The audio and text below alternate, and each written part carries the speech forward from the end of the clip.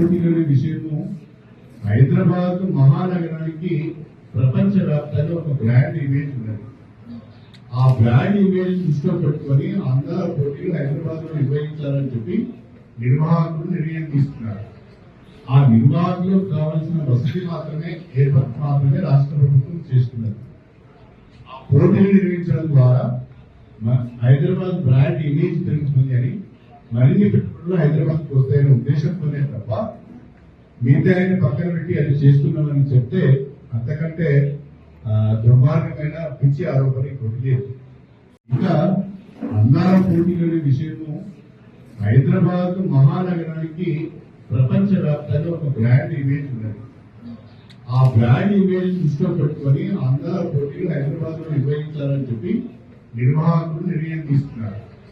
ఆ నిర్వాహకులకు కావాల్సిన వసతి ఏర్పాటు మాత్రమే రాష్ట్ర ప్రభుత్వం చేస్తున్నది. ఆ పోటీలు నిర్వహించడం ద్వారా హైదరాబాద్ బ్రాండ్ ఇమేజ్ పెరుగుతుంది అని మరిన్ని పెట్టుబడులు హైదరాబాద్కి వస్తాయనే ఉద్దేశంతోనే తప్ప మిగతా పక్కన పెట్టి అది చేస్తున్నామని చెప్తే అంతకంటే దుర్మార్గమైన పిచ్చి ఆరోపణ ఇంకోటి లేదు. ప్రపంచంలో ఏ మూల ఏ క్షణం ఏం జరుగుతుందో వేగంగా తెలుసుకోవడానికి తొలి వెలుగు వాట్సాప్ ఛానల్ని ఫాలో చేయండి.